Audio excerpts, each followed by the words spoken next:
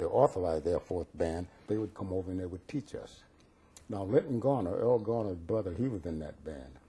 So authorized meant white band? The authorized, that was the Air Force band. I see. We weren't authorized, no. And so it was authorized according to race. And this is 1943. Oh, yeah. Yes, Yeah. okay.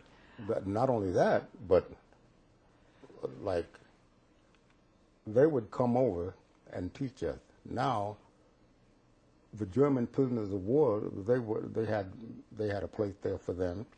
They would do KP for the Caucasian, the three-quarter. They wouldn't do it for us. Really? So No. the German prisoners of war could go and eat? Well, no.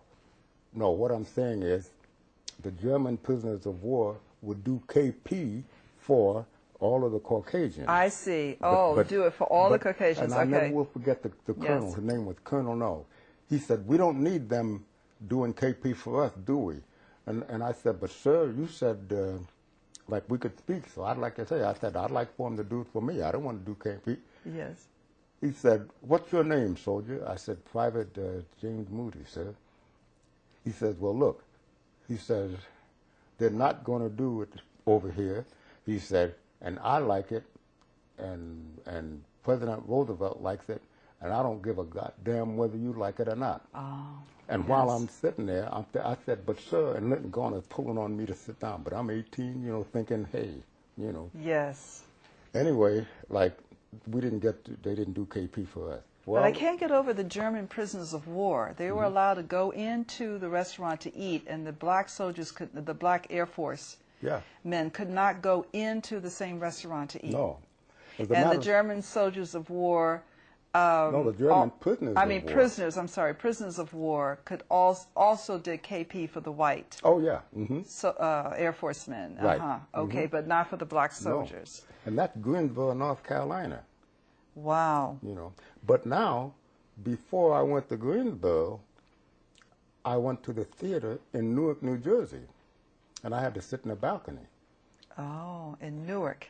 Yeah, in Newark, Yes. New Jersey. You sit in the balcony. You couldn't sit on the first floor. Yes. And if you went to a Chinese restaurant, they had colored side and they had a white side.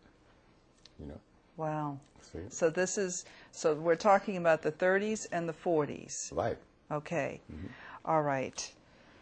So anyway, like I said, the German prisoners of war, they did that. But later on, some officers came to our camp. They were Negro officers, and a big stink came up because of going to the officers' club, because that was segregated too. They had one for Negroes and one for the so-called Caucasians. But when I was a young kid, I would be on the bus going downtown. I lived in Pennington Court, down in the neck. The 125, I think, South Street bus. This is Newark? This is in Newark. Okay. And I would be traveling, going down. And I always liked to sit in the back of the bus and observe. So I was doing that, and I noticed whenever the Negro kid got on, if they made it, hey, man, the people would, And then I noticed if some of the Caucasian kids got on and were doing it, they, oh, isn't that cute, And I was saying, why?